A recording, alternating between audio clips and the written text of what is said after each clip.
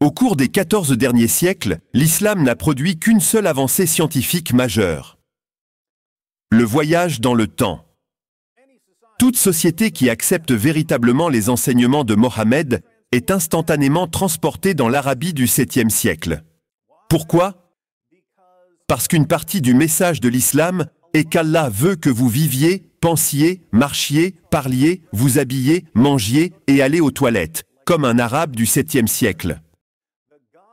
Le Dieu qui a révélé le Coran est obsédé par la culture arabe du 7e siècle. Voici ce qui rend possible le voyage dans le temps. Le Coran est le condensateur de flux de cette diabolique DeLorean qu'est l'islam. Mais supposons que les islamistes finissent par obtenir ce qu'ils veulent. Supposons qu'ils développent la technologie nécessaire pour renvoyer le monde entier dans l'Arabie du 7e siècle. Il est évident que les musulmans voudront retrouver Mohammed parce qu'ils l'idolâtrent, même s'ils ne l'admettent pas. Ils vont donc se mettre à courir à la recherche de Mohammed. Mais avec autant d'Arabes qui vivent dans les lieux, comment sauront-ils qu'ils ont trouvé leur prophète? Comment repérer Mohammed dans la foule?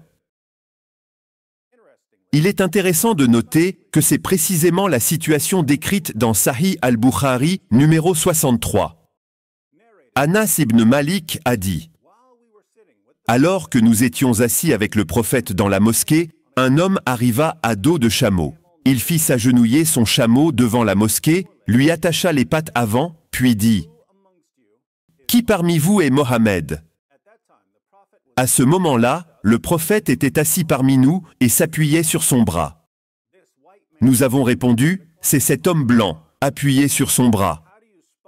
Comment repérer le prophète de l'islam dans une foule d'Arabes? C'est simple.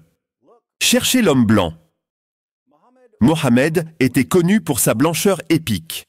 Et ses disciples étaient aussi obsédés par la blancheur de leur prophète, tout comme Allah est obsédé par la culture arabe du 7e siècle. Alors, comment appelez-vous un bus scolaire rempli de Mohammed? Le plus grand Twinkie du monde.